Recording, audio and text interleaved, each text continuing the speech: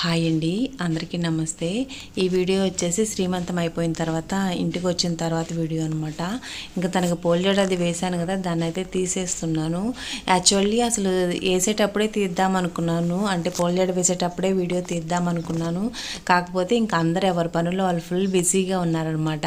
ఇంకా వీడియో తీయడానికి ఎవరు లేరు. ఇంకా సర్లే అని చెప్పి ఇంకా అప్పుడైతే ఏం షూట్ చేయలేదన్నమాట వీడియో.